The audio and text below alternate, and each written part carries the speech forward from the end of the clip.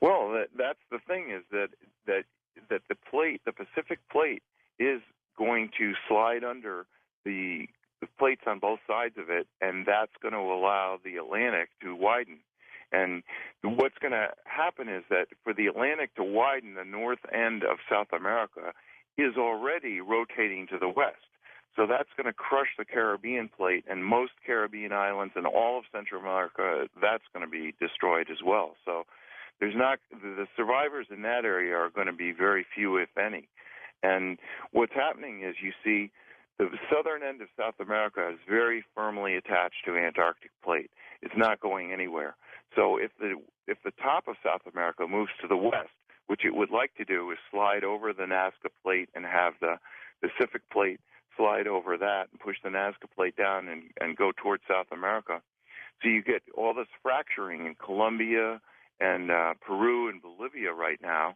You have these huge fractures because the north end of South America wants to go to the west. And so the Atlantic Rift, right in between the bulge of Africa facing the United States and the eastern United States, almost halfway in between, is right where this rip will occur. And so there's these events that the Zetas have said. First of all, the series of quakes in Japan, the New Madrid Fault, and then a huge ripping open of the Atlantic Rift, which, because of the Gulf Stream, is not going to send a tsunami back towards the United States, but it's going to send all of it, a wall of water 300 feet high, that's going to sweep over the middle of the lowlands of the UK.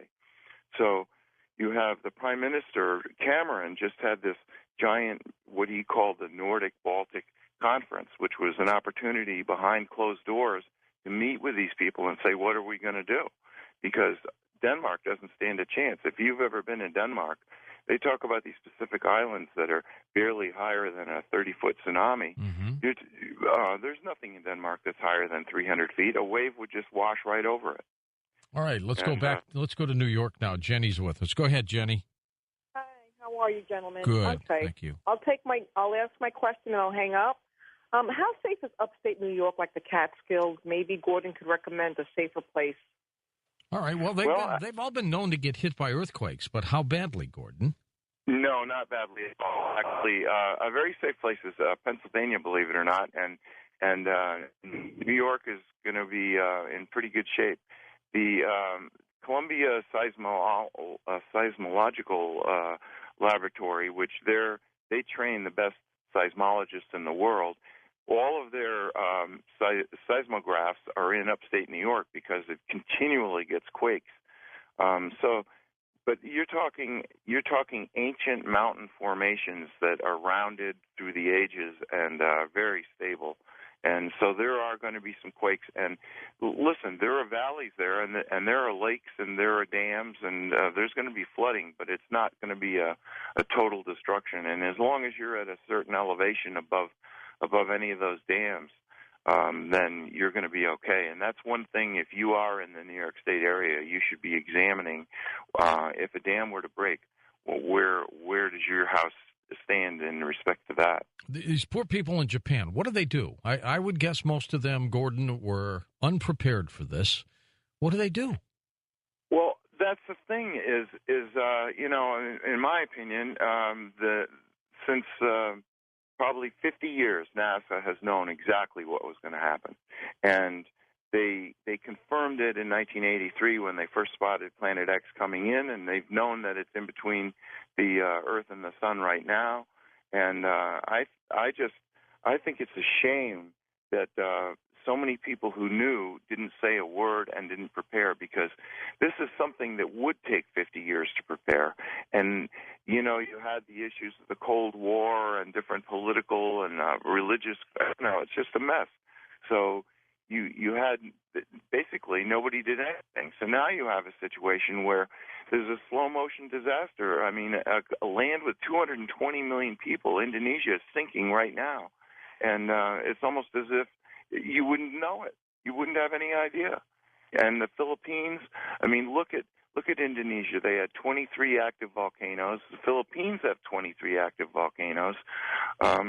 You can just talk about global sea rise just so long, but you have to figure where am I going to put these people? And nobody wants them. That's the point. Nobody. Sweden doesn't want to take anybody from Denmark. Denmark, the Baltic areas don't want to take anybody from England. Look at Haiti. I mean, you've got 2 million people living in tents, and they're just building a $100 million hotel for aid workers at the airport.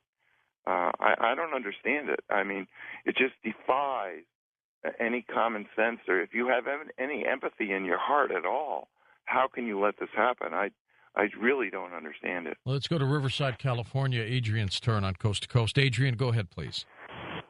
Hey, George. How's it going? Hi, good. Thank you. I got a question. I live in Riverside, California, and I'm kind of worried what's going to happen in California, all this changes in the earth and stuff. Well, if you listen to one of our geologists, Jim Birkeland, he's expecting a big one for Southern California. Sooner than later, sadly enough. Gordon, what do you think?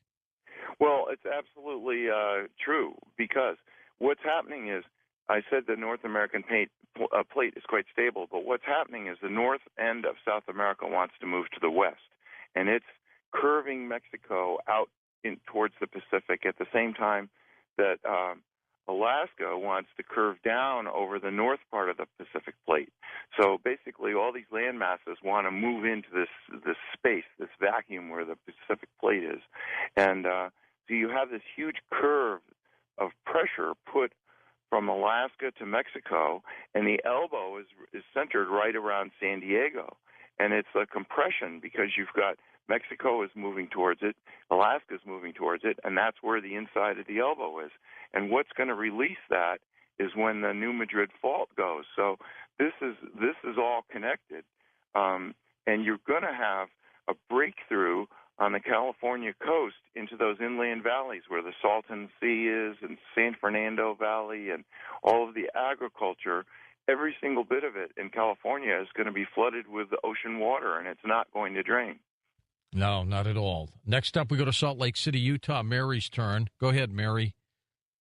Hi, guys. I was just wondering if the caldera in Yellowstone has changed because of this earthquake, and what this might have to do with the Wasatch Fault, which it runs right through Salt Lake City as well. All right. Well, the caldera, of course, at Yellowstone could be a disaster if that ever goes, and it is overdue. There's no doubt about that. It has been heating up over the last few years. Have you looked at that region at all, Gordon?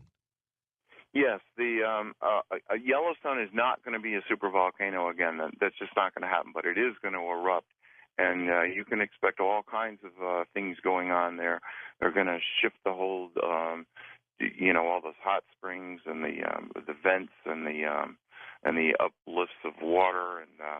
But the thing is that over on the Wasatch Range, that is a very unstable area. But believe it or not, the most stable area probably on the North American continent is the salt flats.